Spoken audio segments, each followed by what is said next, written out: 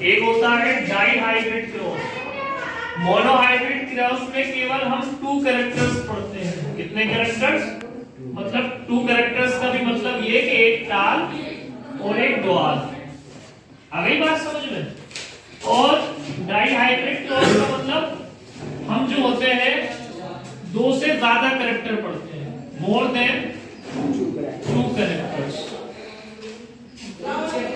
आ गई बात समझ में? More than 2 characters.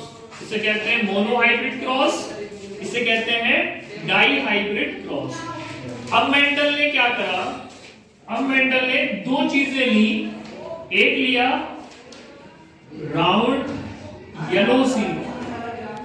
क्या लिया? Round yellow. एक लिया उन्होंने रिंकल्ड ग्रीन। रिंकल्ड का मतलब दाने में थोड़ा खुदरापन। इसे उन्होंने नाम दिया कैपिटल आर, कैपिटल वाई।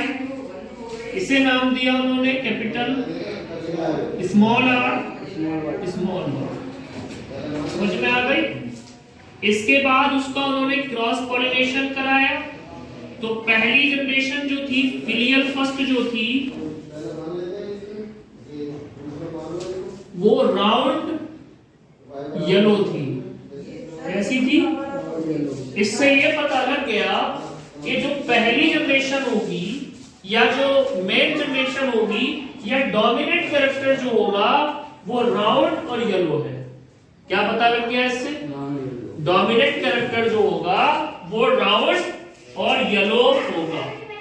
समझ में आई बात आपको ये सबको? यानी मेन कैरेक्टर क्या होगा? राउंड और येलो। अब क्या हुआ? अब इसके लिए एक पुनेट का स्क्वायर बनाते हैं। क्या बनाते हैं? पुनेट का स्क्वायर। आ गई बात समझ में?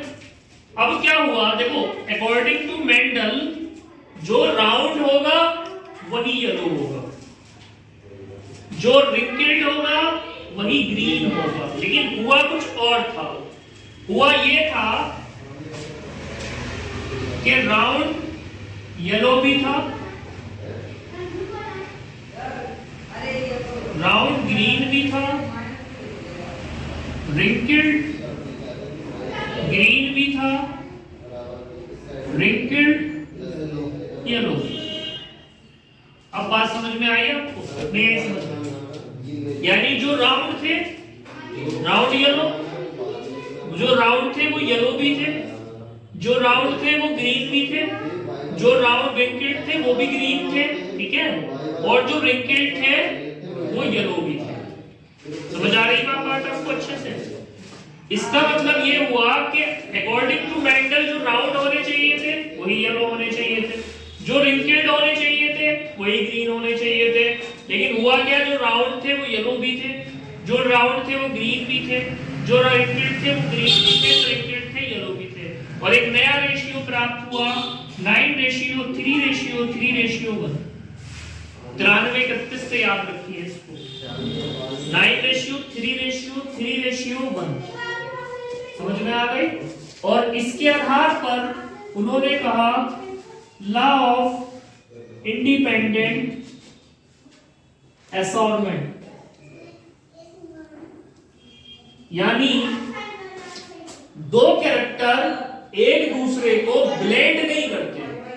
मतलब कि जो ग्रीन है वही राउंड होगा, ऐसा नहीं हुआ। जो येलो है वही जो है आपका राउंड होगा, ऐसा नहीं हुआ। यानी दोनों कैरेक्टर एक दूसरे से अलग हुए और अलग होने के बाद उन्होंने अलग अलग तरीके से ब्लेंडिंग की है। समझ रहे बात को आप अच्छे से, बढ़िया से?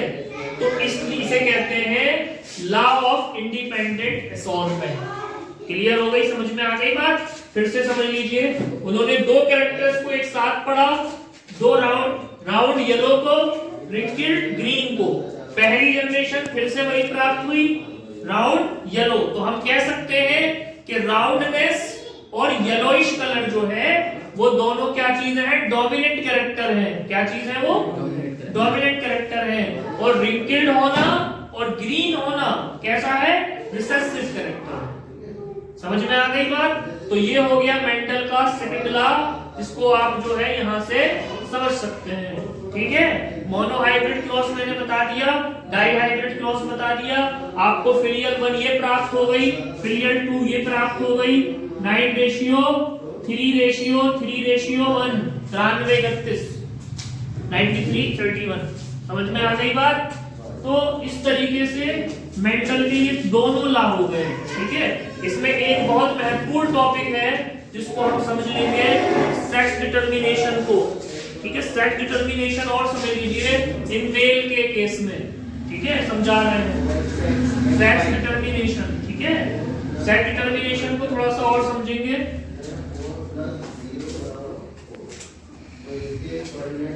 सर ऐसे जीन शो नहीं होता था डोमिनेंस के बेस पर, जो डोमिनेंट होगा वही शो होगा, जो डोमिनेंट नहीं होगा वो क्या हुआ है ऐसे जीन शो। शाबाश।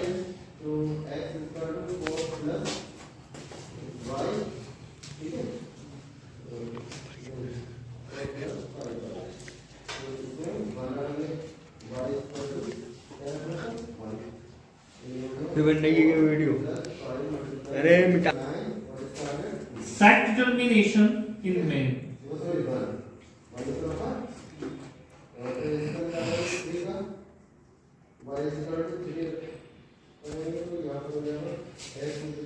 ह्यूमन के अंदर सेक्स का डिटरमिनेशन, सेक्स निर्धारण हम सब जानते हैं। ह्यूमन पे जो क्रोमोसोम होते हैं 2 प्रकार के होते हैं। एक होते हैं ऑटोसोम, एक होते हैं सेक्स क्रोमोसोम।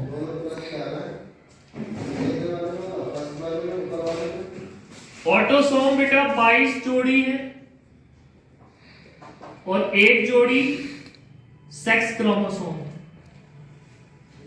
ठीक है, तो टोटल कितने हो गए? 46। कितने हो गए भाई? 22 का कितना हो गया? 44।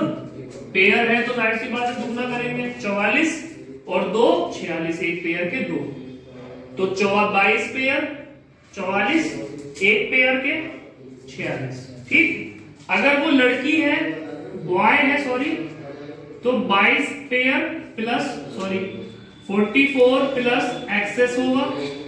अगर वो लड़का है, वो लड़की है, तो 44 बॉय आएगा, बॉय लिख रहे थे 44 प्लस एक्सेस। ठीक है, यहाँ बॉय का है ऊपर दे रखा है और यहाँ पर गर्ल का दे रखा है। 44 plus XX 44 plus X Y, ये लड़के का है। ठीक है, अब डिटरमिनेशन कैसे होता है? मेल को शो करते हैं ऐसे, फीमेल को शो करते हैं ऐसे। ठीक है, ये एक्स वाई मेल का, ये एक्स एक्स फीमेल का। अगर इसने एक्स दिया बेटी बनी, इसने फिर से एक्स दिया फिर बेटी, इसने वाई दे दिया बेटा, इसने फिर वाई दे दिया बेटा। तो मैं कौन निर्धारित कर रहा है इसे? इसे निर्धारित कर रहा है पिता, क्योंकि पिता के पास हीटेरोजाइगस है और इसके पास होमोजाइगस है। भाई उसने एक्स दे दिया तो इसमें तो एक्स है ही, तो बेटी बनेगी। उसने वाई दे दिया तो उसके पास तो ऑलरेडी जो एक्स ही है, तो एक्स वाई लड़का बनेगा। अगर उसने एक्स दिया और इसने एक्स लिया तो लड़की बनेगी। इसने वाई दिया, इसके पास एक्स ऑलरेडी है तो लड़की बनेगी। तो हम कह सकते हैं कि सेक्स डिटरमिनेशन कौन करता है? मेल में, ह्यूमन में पेरेंट में से मेल पिता करेगा। समझ में आ रही है? उसके बाद अगर हम बर्ड्स के केस में कहें, इन बर्ड्स के केस में, तो बर्ड्स के केस में भी हम जो होते हैं इसमें थोड़ा उल्टा है।